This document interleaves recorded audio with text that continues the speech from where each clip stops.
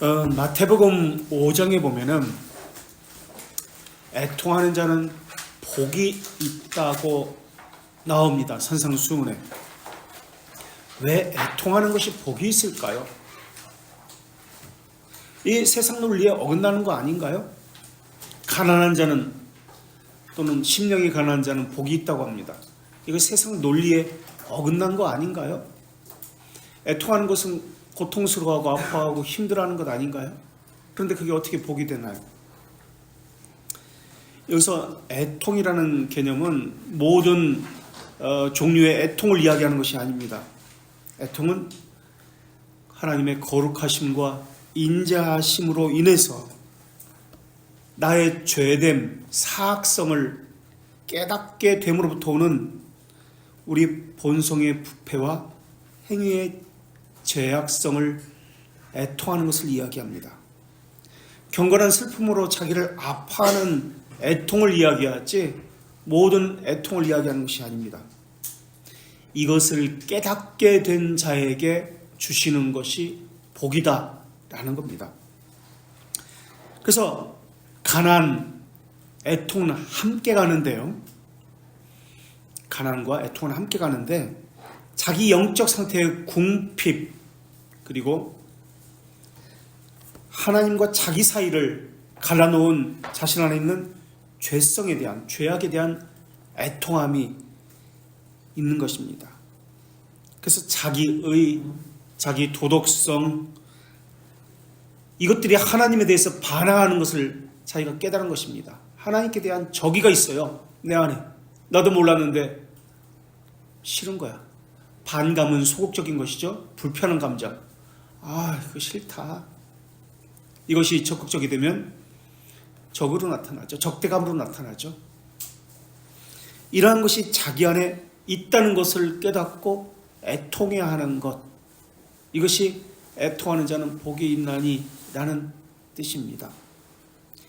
자기 죄로 인해서 고통스러워서 얼굴도 들지 못하고 저 멀리에서 죄로다 그렇게 가슴을 치며 애통해야 하는 그 세리의 모습이 바로 이 애통하는 자의 모습이다라는 거예요.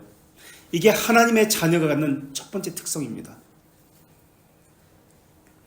어떤 사람이 자신의 심령에 대해서 가난해 본 적도 없고 가난하다는 것이 무엇인지도 모르고 애통하다는 것이 무엇인지도 모르고 있다면, 애통이 없다면 그것은 하나님을 만나지 못한 사람입니다. 애통하고 겸손하고 회개하는 영과 함께 하시는 것이 성령 하나님이십니다. 그래서 성령께서 함께 하시기 때문에 애통함이 생긴 거예요. 자신에 대해서 그 죄성, 부패성, 사악함에 대해서 자신에 대해서 깨닫게 된 것이에요. 성령께서 함께 하시기 때문에.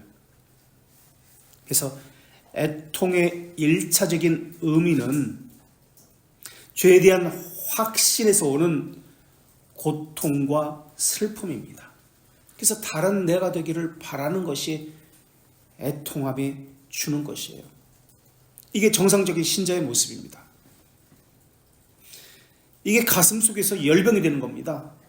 그래서 오라 나는 곤고한 자로다 탄식하게 되어 있습니다. 그래서 자기 안에 있는 하나님과의 교제의 빈곤함을 느끼는 겁니다. 그래서 갈급해지는 거예요. 왜 난 이렇게밖에 하나님과 교제하지 못할까? 하나님에 대한 사랑의 결핍이 있다는 것을 깨닫고서 고통스러워하는 것. 이게 애통함입니다. 이러한 고통이 없다면 자신의 신앙의 상태를 다시 생각해 봐야 돼요. 이 애통함이 살아있느냐 하는 것을 묻고 있는 겁니다. 하나님을 더 사모하고 더 가까이 갈수록 이 애통함은 더 증가하게 되어 있습니다. 왜? 하나님의 어떠하심이 더 많이, 더 높이, 더 깊이, 넓이 발견되어지기 때문에 그것만큼 하나님의 어떠하심이 발견되는 것만큼 자신의 사악함이 더 두드러지기 때문에 그렇습니다. 저 깊은 곳에 숨겨져 있던 자기도 알지 못했던 그 사악함들이, 죄성들이 계속해서 떠오르는 거예요. 가라앉았던 이 사악감들이. 그래서 애통하는 것이 더 많아집니다. 그런 이들이 하나님 앞에 위로를 받을 것이며 라고 나옵니다. 애통하는 자는 위로를 받을 것이며 라고 나옵니다. 그래서 위로라고 하는 것은 죄들의 용서에 대한 확신입니다. 하나님께서 자비하심에 대한 하나님을 자신에게 보여주시는 자기 계시를 통해서 하나님의 자비하심이 이렇구나라는 것을, 은혜가 이렇구나라는 것을 깨닫게 됩니다. 이때 은혜를 깨닫게 될 때 예수 그리스도에 대해서 깨닫게 됩니다. 그래서 성령에 의해서 깨우침을 받은 사람은 자신의 무익성에 대해서 깊이 통감하게 됩니다. 자신의 무익성, 사악함에 대해서 깊이 통감하게 되어 있습니다. 다툼이 나고 분열이 일어나고 이러한 것은 이것이 없기 때문에 그렇습니다. 교만하기 때문에 나타나는 거예요. 한마디로 자신이 무익하고 자신은 죄밖에 없다는 것을 깨닫게 되면 다툼이 일어날 수가 없어요. 그리고 자신에 대해서 깊이 통감하게 되면, 자신의 사악성과 무익성에 대해서 깊이 통감하게 되면 그때 나타나는 것이 회개입니다. 자기 죄를 인식함으로 인해서 자기 타락한 상태에 대해서 슬퍼하는 것과 회개함이 두 번째로 나타납니다. 그리고 세 번째로 나타나는 것은, 첫 번째 자신의 무익성, 사악성이 깨달아지면, 두 번째는 자신의 타락한 상태에 대한 슬퍼함과 회개함이 일어나고요. 두 번째로, 세 번째는 하나님 앞에 자기를 변명하는 것, 변호하는 것, 핑계를 대는 것 사라지게 되어 있습니다. 그리고 자신의 공로를 다 버리게 되어 있습니다. 핑계를 대고 변명을 대는 것은 나는 바르게 하는데 저 환경 때문에, 저 사람 때문에 난 어쩔 수 없이 이렇게 되었습니다 라고 그 자신의 행한 죄를 그 사람에게 또는 그 환경에게 이렇게 전가시키는 것을 이야기해요. 이게 변명이에요. 그러나 애통하고 회개하는 자는 모든 변명을 버리고 자신의 공로를, 자기 의를 버리게 됩니다. 내세울 수가 없습니다. 그리고 의에 줄이고 목마른 자는 이라는 말씀이 무엇인지를 깨닫게 됩니다. 의에 줄인다는 것이 무엇인지. 의에 줄이고 목마른다라는 말의 의미는 굶주림과 목마름입니다. 굶주림, 목마름. 하나님에 대해서 민감해지기 시작합니다. 굶주렸기 때문에, 의에 대해서 굶주렸기 때문에 의가 무엇인지에 대해서 목마르게 되어 있습니다. 칼급하게 됩니다. 강렬하게 의식합니다. 인식합니다. 그래서 하나님의 거룩한 요구, 하나님의 거룩한 명령에 강렬하게 순종합니다. 그리고 하나님의 의가 있습니다. 하나님의 의는 낮춰지질 않습니다. 하나님이 낮출 수 없는 그 의에 자신이 맞추려고 합니다. 하나님의 거룩과 의마저 낮추는 것이 아닙니다. 하나님은 자신을 계시하기 위해서 낮추어서 이 땅에 오셨고 우리에게 낮추어서 하나님을 보여주셨지만은, 우리가 하나님을 인식한다는 것은 하나님께서 낮추셨다는 개념입니다. 자신의 현존 실존을 통해서. 그런데 하나님의 성품은 낮추시지 않습니다. 거룩과 의를, 그 높음, 그 완전한 의, 온전한 그 거룩에 우리가 점점 맞춰가는 겁니다. 그래서 하나님을 알아가면 알수록 그 거룩과 그 의의 기준이 점점 높아가는 겁니다. 그래서 자신의 죄성을, 더더욱 부족함을 더 많이 발견하게 되는 겁니다. 이게 굶주림과 목마름이에요. 그래서 하나님의 거룩한 완전한 의, 거룩, 성품, 선하심, 이런 것에 대해서 자신이 점점 수준을 높여가면서 그 거룩을 맞춰가는 거예요. 이때 점점 자신의 영적인 빈곤함을 깨닫습니다. 하나님의 완전한 의, 거룩을 채울 수 없다는 것을 깨닫게 됩니다. 그래서 자신의 비참함에 대해서, 절대 무능력에 대해서 깨닫습니다. 그리고 두려워하고 떨게 됩니다. 두려워하고 떨게 되므로 자신의 구원을 이루어 간다는 것이 무엇인지를 깨닫게 됩니다. 그래서 애통하고 신음합니다. 하나님의 거룩한 의에 맞출 수 없기 때문에 고통스럽습니다. 애통해야 합니다. 의에 줄이고 굶주리고 목마르기 때문에, 그래서 갈급해야 합니다. 이런 경험이 있으십니까? 또 지금도 그러한 애통함과 빈곤함이 살아 있습니까? 성령께서는 그 사람에게 영혼의 굶주림과 목마름을 그 안에서 일으키기 때문에 의에 대해서, 거룩에 대해서 그렇게 애통해야 하고 사모할 수밖에 없는 거예요. 그러면서 자기 안에서 도움을 찾는 것이 아닙니다. 자기 안에는 그런 것이 없기 때문에, 사악한 밖에 없기 때문에 자기 밖에서 도움을 찾아야만 합니다. 그래서 그때 고백하는 것이 나의 도움이 어디서 올꼬? 라는 고백을 하게 됩니다. 죄인에게는 그래서 양면적인 두 측면의 경험이 있게 됩니다. 여호와 우리의 의라는 고백과 함께 중보자 예수 그리스도를 찾습니다. 그래서 찾는 것과 함께, 우리의 의 여호와 중보자 예수 그리스도를 찾는 것과 함께 동시에 굶주림과 목마름이 있기 때문에, 이 굶주림과 목마름은 여호와 우리의 의를 찾게 됩니다. 이것이 동시에 갑니다. 그러면서 예수 그리스도를 닮기를 원합니다. 이게 새롭게 갱생된 영혼의 체험입니다. 새로운 피조물이기 때문에 이러한 일들이 나타나는 거예요. 의에 줄이고 목말라 하고 있습니까? 이것이 살아있는 신자의 모습입니다.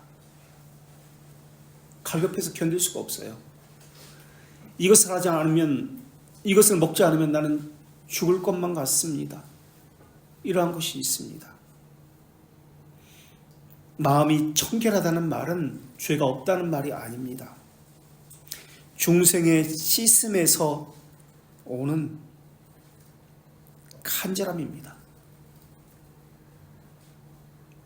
마음의 뿌림을 받아서 양심의 악을 깨달은 마음이 청결한 마음이라고 합니다.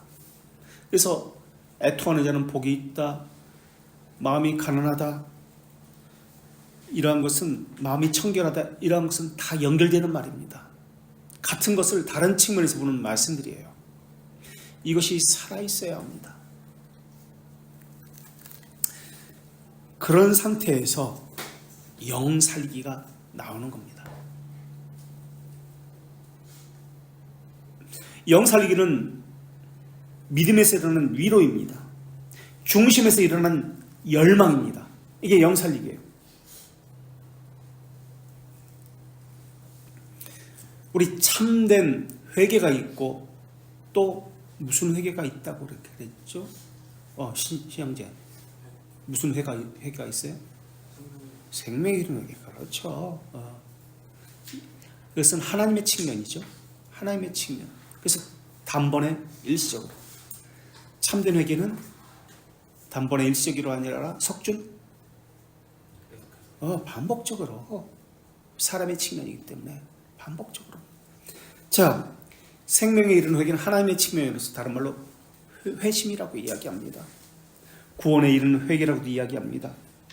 이 회개를 받았다면 이것은 무슨 믿음이라고 그러죠? 또 그럼 하나님의 측면에서 주시는 믿음을 벨지카에서는 무슨 믿음? 무슨 믿음인지 모르겠어요? 신형제, 무슨 믿음? 하나님 주시는 믿음. 우리 측면에서는 참된 믿음이라고 그래요. 하나님 측면에서 주시는 믿음은 벨지카에는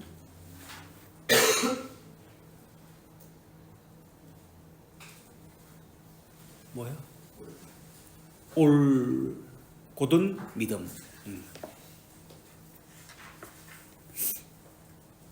자, 이 회개를 받았다면 사람의 측면에서 참된 회개, 다시 말하면 죄와 싸우는 것이 나오고 의를 살리고자 했던, 지금까지 얘기했던 영 살리기가 있게 되어 있습니다. 이건 자연스러운 귀결입니다. 자연스러운 흐름이에요. 이것을 통해서 회개 열매를 맺습니다.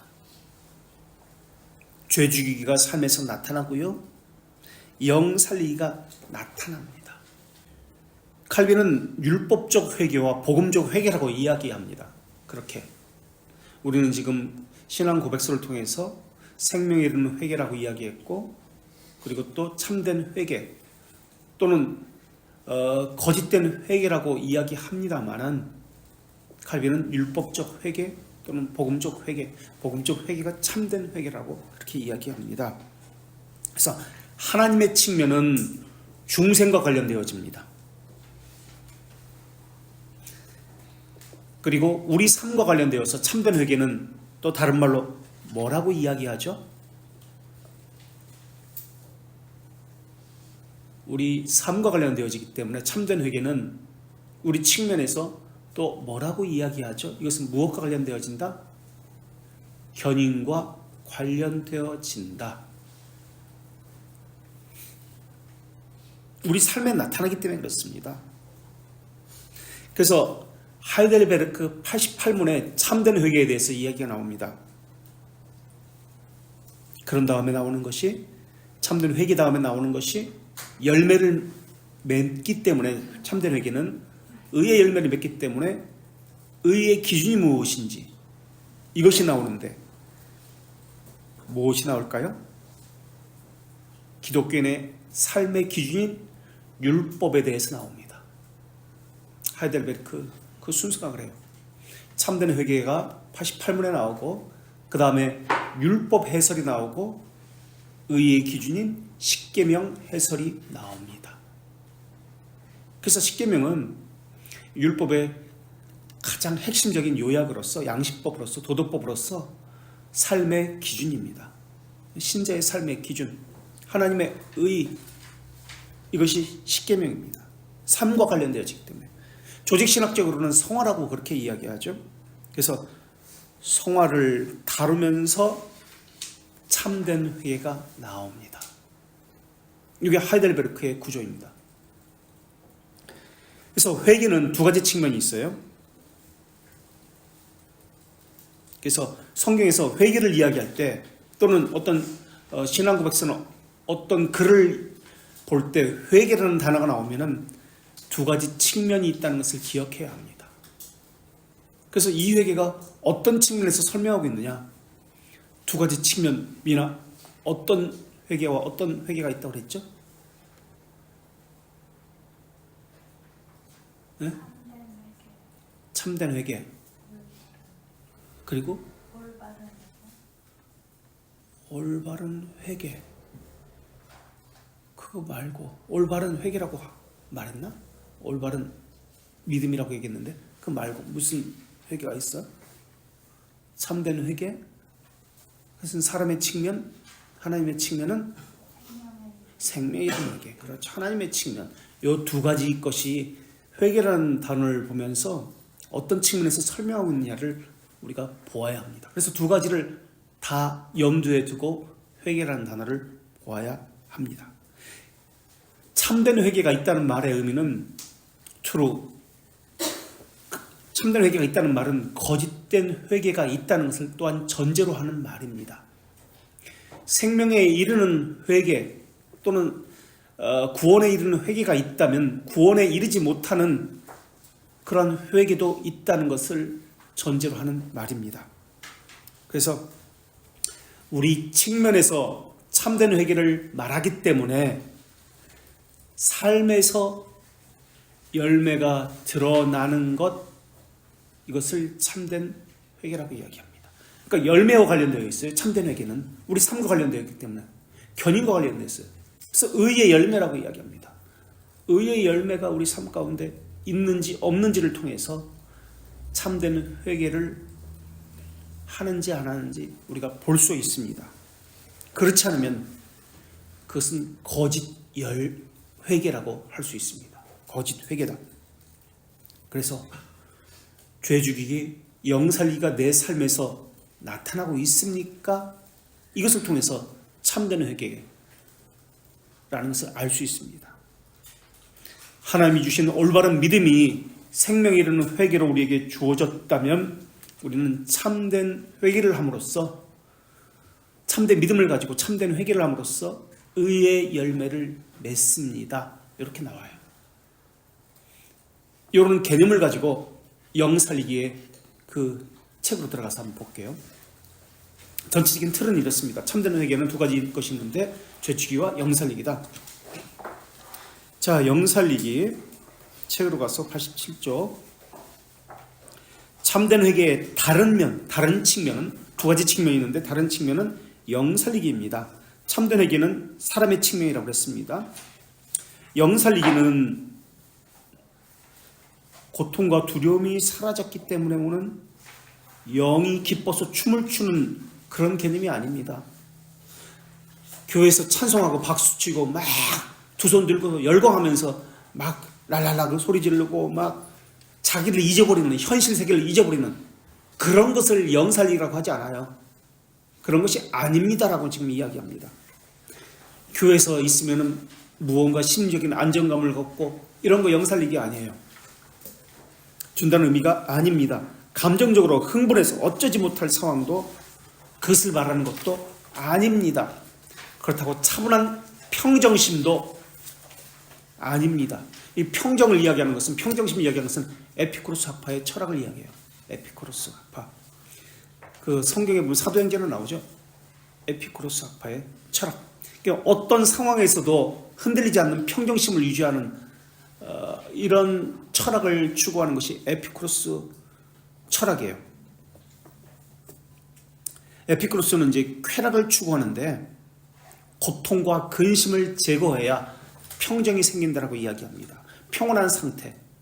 그래서 이것은 감각적이고 순간적인 쾌락을 이야기하는 게 아니고요. 정신적 쾌락을 추구하는 것. 거기서 오는 평온을 이야기하는 것이 에피쿠로스 학파입니다. 감정적 동요가 없을 때 혼란이 없는 평정심을 갖는 것. 이게 에피쿠로스 학파예요. 이게 철학입니다. 이런 걸 이야기하는 것이 아니다라는 것을 이야기합니다. 이런 것이 아니다.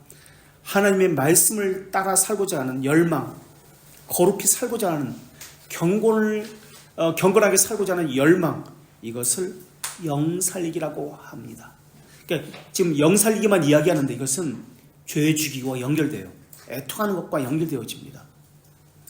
강렬한 의지로 하나님의 영광을 위해서 살고자 합니다.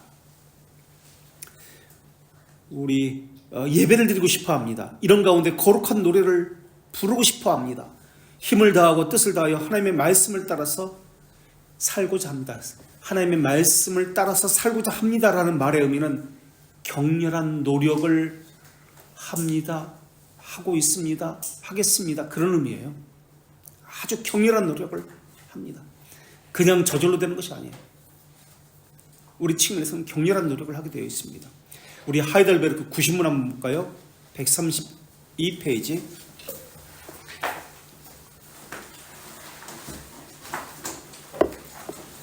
하이델베르크 구신문 132쪽.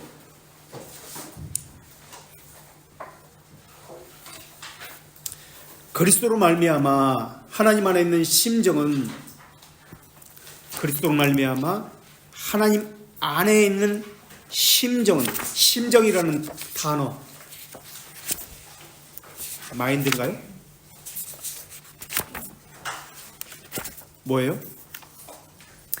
영살리가 무엇입니까? 라고 할 때 심정은, 심정의 진정한 기쁨이다라고 합니다. 이때 심정이라는 단어는 하트입니다. 의지와 관련되어져요. 영살리기는, 새사람 살리기는 무엇입니까? 그리스도로 말미암아 하나님 안에 있는 심정의 진정한 기쁨입니다. 의지를 이야기합니다. 진정한 기쁨으로 모든 선행에서 선행이 나옵니다. 선행은 열매를 이야기합니다. 영살리기는 열매와 관련되어 있습니다. 참된 회개는 우리의 열매와 관련되어 있습니다. 격렬한 삶과 관련되어 있습니다. 선행에서 하나님의 뜻을 따르는 삶을 사랑하고 기뻐하는 것입니다 라고 나옵니다. 그렇다면 선행이 무엇인가? 또 이야기가 나와야 되겠죠. 91문에 선행이 과연 무엇입니까? 참된 믿음에서 나오는 것입니다. 하나님께서 주시는 참된 믿음에서 나오는 것입니다 라고 나옵니다. 참된 믿음에서만 나오는 것으로 하나님의 율법, 하나님의 완전한 의의 기준이 있습니다. 이게 율법이에요. 참된 믿음에서 나오는 것으로 하나님의 율법과 하나님의 영광을 따라서 수행하는 것입니다 라고 나옵니다. 하나님 우리에게 맞추는 거 아니에요. 완전한 의의 기준이 있습니다. 이것을 이렇게 해라. 십계명의 대표적인데 이렇게 하라 저렇게 하라 이런 말씀들이 있습니다. 여기에 우리가 맞추는 거예요. 하나님이 낮추신다고 우리의 그 죄성에 맞추는 거 아니에요. 그리고 두 번째 계속 우리의 상상이 아닙니다. 인간의 제도에 기초한 것이 아닙니다. 자신에게 맞추지 말라. 하나님에게 맞추어라. 자신의 상황에 맞추지 말라. 하나님의 기준, 절대적인 기준에 맞추어라 라고 나옵니다. 선행은 하나님의 말씀에만 근거합니다. 자신이 생각하는 선행 아닙니다. 그래서 하나님의 말씀에만 근거하기 때문에 의의 열매를 맺고자 하는 자는 하나님의 말씀이, 하나님의 뜻이 무엇인지를 배우고자 열렬하게 되어 있습니다. 그래서 선행의 첫 부분은 변화된 의지입니다. 열매를 맺기 때문에 선행의 첫 부분은 변화된 의지 또는 순종하는 의지,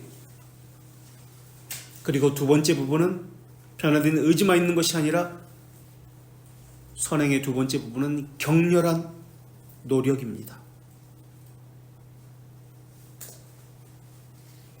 이것이 선행을 이룹니다.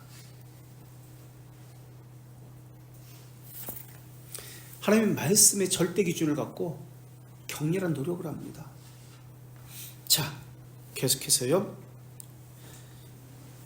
과거에는 할 수 없었지만 다섯째 줄, 이제는 그리스도 안에서 행할 수 있다고 확신합니다. 가식인 복들로 인해서 기뻐하는 것이 아니라, 가식 말고 가시, 눈에 보이는 것, 눈에 보이는 복들로 인해서, 물질적인 것으로 인해서 기뻐하는 것이 아니라 그분의 약속 때문에 기뻐합니다. 약속은 보이지 않죠.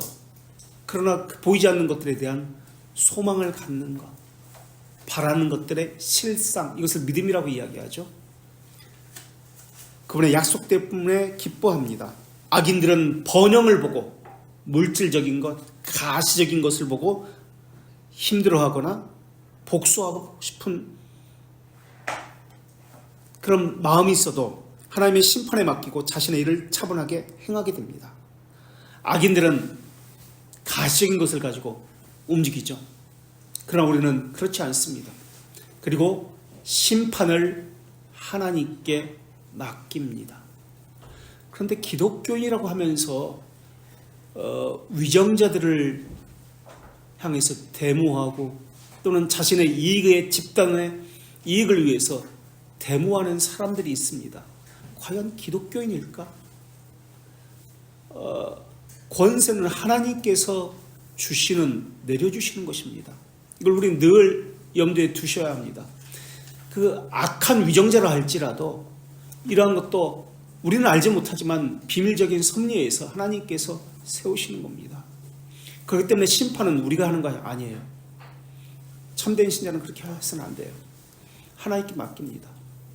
그런데 그렇지 않고 마음에 안 든다고 데모하러 나가죠. 마음에 안 든다고 불평하고 멸시하고, 우리가 이제 시민 행정관에 대해서 배우게 되는데 신앙고백서에 그러한 내용들이 나옵니다. 대마면 안 돼요. 교인들을 끌고 교회가 전체가 다 뭐 찬송 부르고 예배하고 저 시청 앞에 가서 광화문 앞에 가서 그렇게 하죠. 그렇게 하면 안 돼요. 하나님의 섭리에 맡길 줄 알아야 돼요. 자, 하나님께서 세우시기 때문에, 그래서 복수하고 싶은 마음이 있어도 하나님의 심판에 맡기고 섭리적 신앙을 갖는 것, 자신의 일을 차분하게 행하게 됩니다. 법은 법으로 맞서야 됩니다. 그래서 그 권위가 있는 사람, 권세가 있는 사람이 이것을 행하게 해야 합니다. 경솔하고 무질서하게 행하던 삶에서 신중한 삶을 살기에 이릅니다. 회개의 7가지 측면이 있다고 했습니다. 그 중에 첫 번째가 무엇일까요? 회개의 첫 번째 측면. 회개를 이것으로 살펴보라고 했습니다. 얼마나 간절하게 했는지, 간절하게 하며, 간절하게 한다는 것이 가져오는 것이 그 열매가 무엇이다? 신중함이에요. 간절하게 하며가 가져오는 그 열매가 신중함입니다. 그래서 회개를 우리가 지난 시간에 7가지 측면에서 살펴봐야 한다. 그래서 경솔하고 무질서하게 하지 않습니다. 질서를 지킵니다. 법을 어기지 않습니다. 신중한 삶을 살기에 이릅니다. 조급한 확신, 이건 부패함에서 나와요. 조급한 확신.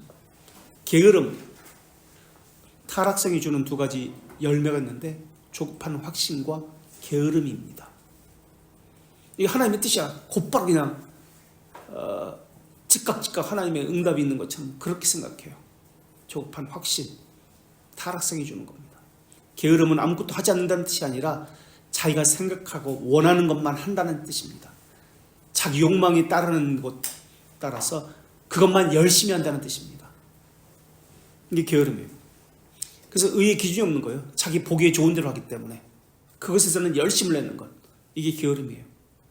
의의 기준이 없는 것, 그것을 게으름이라고 합니다. 신중한 삶을 살기에 이릅니다. 사람이 보기에 변했다고 할 정도로 삶의 변화가 일어납니다. 참된 회개가 일어난 것입니다. 참된 회개라는 것은 죄지기와 영살기가 일어나는 겁니다. 그래서 옛사람은 불순종, 하나님의 형상과 관련해서 의지의 변화가 나타나지 않기 때문에 불순종합니다. 그리고요, 하나님의 형상 무엇이죠? 하나님의 형상. 하나님의 형상. 하나님의 형상. 네? 네. 거룩, 또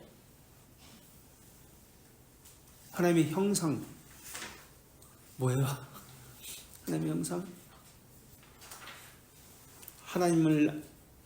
하나님에 대해 바른 지식, 이것은 무지로 나타납니다. 옛사람은 무지 가운데 있고요, 하나님의 형상이, 하나님에 대한 바른 지식이 있고, 그렇기 때문에 옛사람은 새사람은 하나님에 대해서 알고 싶어 합니다. 그러나 옛사람은 무지 가운데 있고요, 또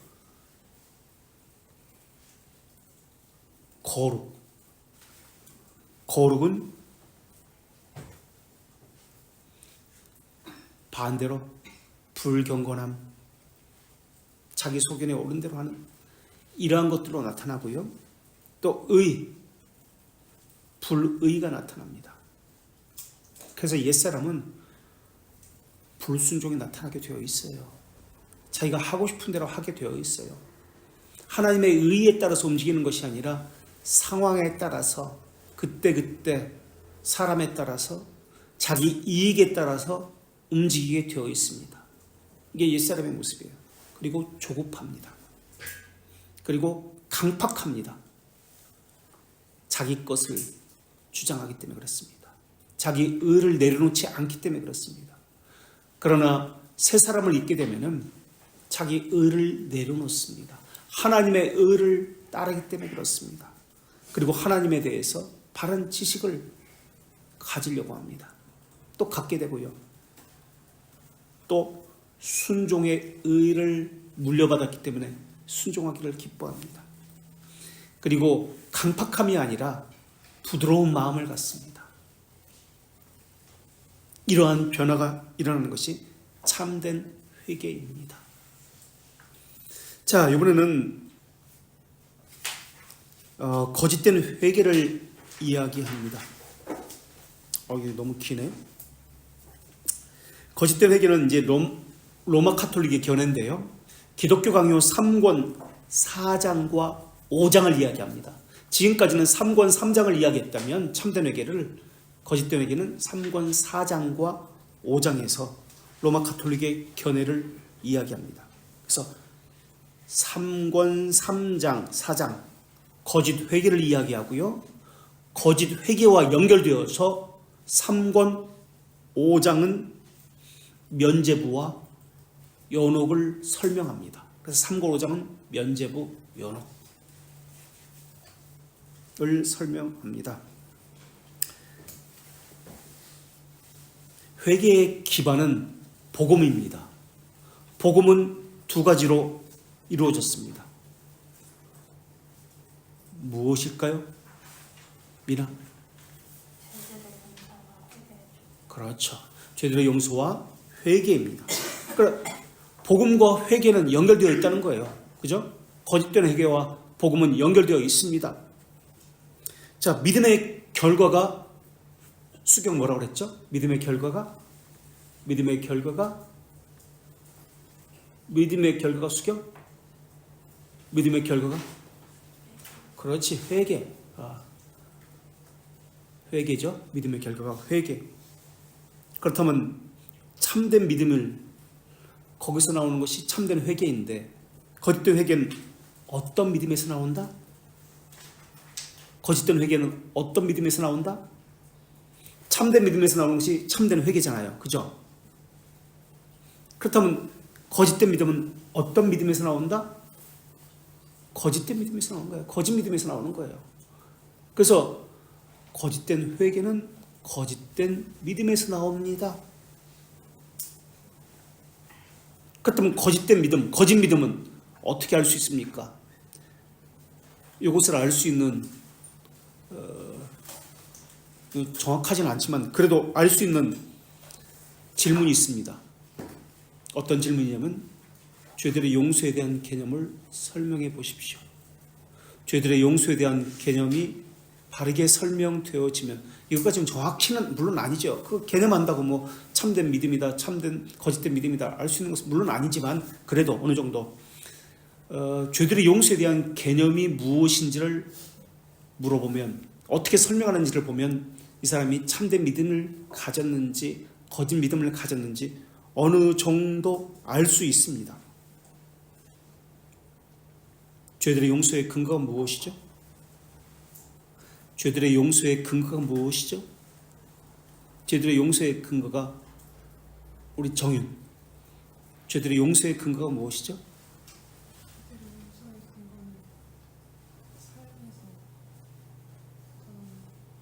라고 하면 안 되겠지요. 죄들의 용서의 근거. 그럼 태키 형제가 한번 얘기해 볼까요? 죄들의 용서의 근거.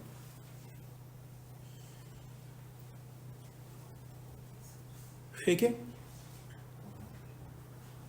그러니까 정확히 죄들의 용서의 근거? 죄들의 용서의 근거가 무엇이에요?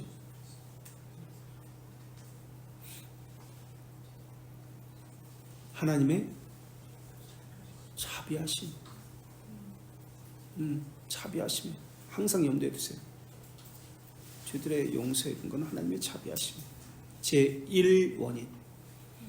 그 다음 얘기 안 해도 알죠?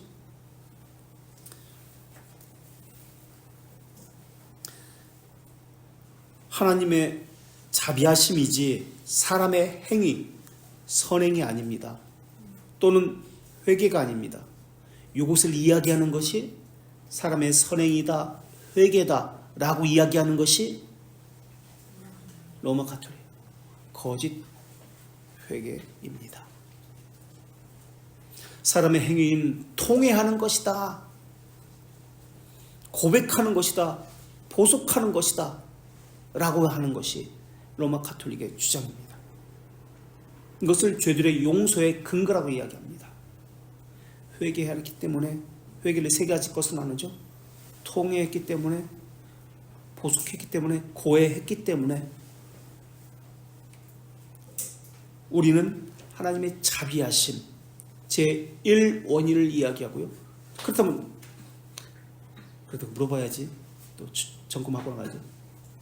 그 다음 제2원인은 뭐예요? 정윤? 그리스도. 네, 그렇지. 그리스도의 죽으심. 그러면 또 제3원인도 있겠죠. 그죠? 그렇다면 우리 경진이한테 물어볼까? 경진 형제.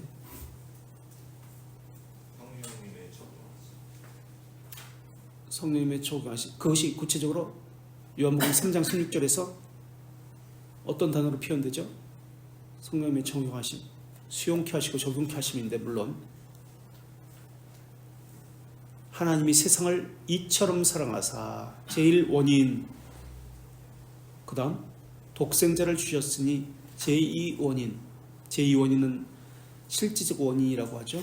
제1원인은 하나님의 자비하심은 유효한 원인, 효과적 원인이라고 하죠. 제3은 그 다음에 독생자를 주셨으니 이는 그를 믿는 자마다 믿음으로, 이게 성령께서 하시는 사역이죠. 믿음으로 말미암아 우리는 죄 용서함을 받았습니다라고 이야기하죠. 도구적 원인 또는 수단적 원인이라고 이야기합니다. 그래서 요한복음 3장 16절은 돌트레이트의 전체적인 구조의 맥이며 또한 우리의 구원의 근거가 됩니다. 원인이란 말의 의미는 인과관계라는 시간이라는 개념이 아닙니다. 인과관계에서 생각해서는 안 됩니다.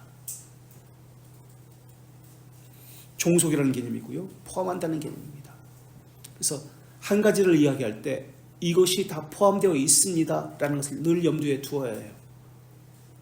그래서 우리는 하나님의 자비하심이라고 이야기할 때 다른 것도 다 여기에 포함되어 있습니다 라는 것을 염두에 두어야 합니다. 그래서 제가 아까 질문하지 않겠다라고 했던 거예요. 그걸 알고 있는지 다시 한번 또 다시 지금 설명하고 있는 것이고. 자, 그래서 제1, 2, 3 원인을 이야기합니다. 이것을 성경에서는 보통 예수 그리스도의 보혈만이로라고도 표현합니다. 십자가만이로 또는 믿음으로만 구원받는다라고도 표현합니다. 이러한 단어를 볼 때 다른 것도 포함되어 있지, 오직 그것만이다 라고 해서는 안 됩니다. 아셨죠? 믿음으로만 구원받는다라고 할 때 그것만 생각해서는 안 돼요. 이 포함되어 있다라고 여기셔야 돼요. 또는 십자가만으로 구원받는다고 할 때 또는 믿음으로 이것이 포함되어 있다는 것을 염두에 두고 이걸 읽어야 돼요. 아셨죠? 그것만으로 구원받는다, 그렇게 얘기하면 안 돼요. 자, 그래서 그럼 여기서 얘기해 볼까? 예수 그리스도의 제사장직을 삼중직이 있잖아요. 예수님의 선지자, 왕, 제사장직이 있습니다. 이 중에 다른 것을 인정하는데 제사장직을 부인하는 사람들이 있습니다. 어떤 사람들인가요? 이들의 후예가 지금의 자유주의자들입니다. 자유주의 신학, 자유신학을 하는 사람들. 누구의 후예들? 누가 그랬을까요? 소치니우스주의자들, 소치니안들. 종교개혁 시대에 이제 우리가 배우게 되는데요. 소치니안. 이들이 이태리 사람들인데 스위스 제네바에 있다가 쫓겨나서 폴란드로 갔다가, 폴란드 개혁교회입니다. 이게 다 개혁교회에 있다가 거기서 또 이단위로 쫓겨납니다. 그래서 그 사상이 영국으로 갑니다. 그래서 영국으로 가서 소치니우스주의, 사상과 합쳐지는 사상이 아르미니우스주의 사상입니다. 아르미니우스주의입니다. 그래서 소치니우스와 아르미니우스 사상이 합쳐져서 나온 것이 자연신론입니다. 이신론 또는 자연신론입니다. 그래서 그것이 점점 오면서 자유주의 신학이 되고요. 그러면서 무신론이 됩니다. 이런 흐름을 가지고 있어요. 그래서 소치니우스는 제사장적, 그 예수님의 제사장적 사역을 부인한다는 말은 무슨 말이에요? 뭘 부인한다는 말이에요? 어떤 사상을 부인하죠? 무엇을 부인하죠? 예수님의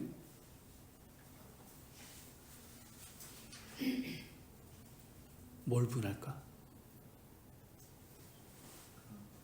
네? 태케 형제 뭐라고? 그래서 그걸 뭐라고 그래요? 합쳐가지고? 맞았어요 지금. 그리스도의 신성을 부인하는데 신성과 인성을 합쳐서 뭐라고 그래요? 뭐라고? 중보자를 부인하는 거예요. 중보자. 인성만 얘기해요. 중보자의 대신을 부인하는 거예요. 초대교회 예수님의 신성을 부인한 사람이 있었는데 그 사상을 뭐라고 그래요? 초대교회. 아직 우리가 초대교회 하면서 배운 사람도 있고 안 배운 사람도 있지만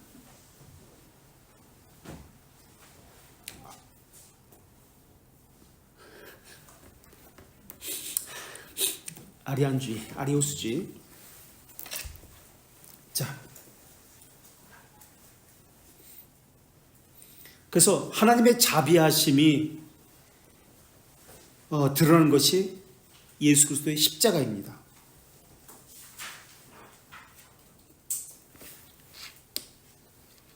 그래서 우리가 예배를 배울 때도 무엇으로부터 시작한다고 그랬죠?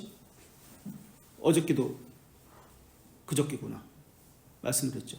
예배를 시작할 때 이것이 빠져버리면 안 된다. 이건 예배가 아니다라고 했습니다. 미사다라고 했습니다. 그것이 무엇이었죠? 혹시 기억나세요? 그저께. 네? 윤정이, 정인이 이름도 막 바꾸네. 네. 예배 이거 빠지면 물론 언약도 있지만은 그러니까 그 앞에 뭘까? 생각 안 나세요? 여러분들?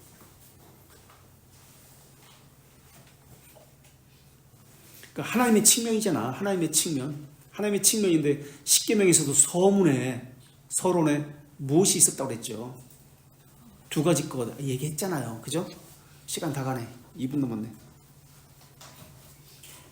좀 보기라도 해봐요. 적은 거 없어. 두 가지 것.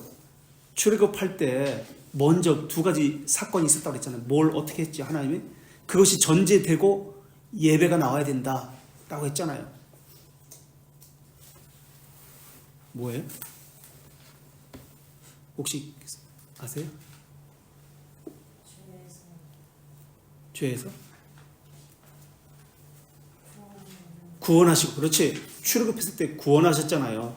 애굽 땅에서. 그리고 그것만 있는 게 아니라 구원이라는 개념 속에는 인도하심이 함께 있잖아요. 구원하시고 구속하시고 인도하심. 그래서 이제 가나안 땅에까지 데리고 가시는 것이 하나님께서 하시는 것이잖아요. 이것이 전제가 되어야 예배가 된다고 했잖아요. 그런데 이것을 빼버리고 하나님 측면을 빼버리고 사람 측면에서 어떻게 열심을 다해서 제물을 드릴까? 어떻게 열심을 다해서 찬양할까? 이것만 관심이 있는 게 사람 측면에서만 관심 있는 게 오늘날 예배고 그게 미사다라고 했습니다. 그러니까 로마 카톨릭의 죄들의 용서는 똑같아요. 하나님의 측면은 생략해버리거나 아니면 축소해버리고 사람의 측면만을 가지고 이야기하고 있습니다. 사람의 행위 프로그램만 가지고 이야기해요. 그래서 죄들의 용서를 로마 가톨릭은 회개의 근거를 둡니다. 사람의 행위의 근거를 둡니다. 그러나 우리는 회개는 딱 전제할 때 믿음의 결과입니다. 하나님께서 주신 것에 그것에 의한 결과입니다라고 배웠습니다. 그리고 믿음의 원인은 하나님의 자비하심입니다 라고 했습니다.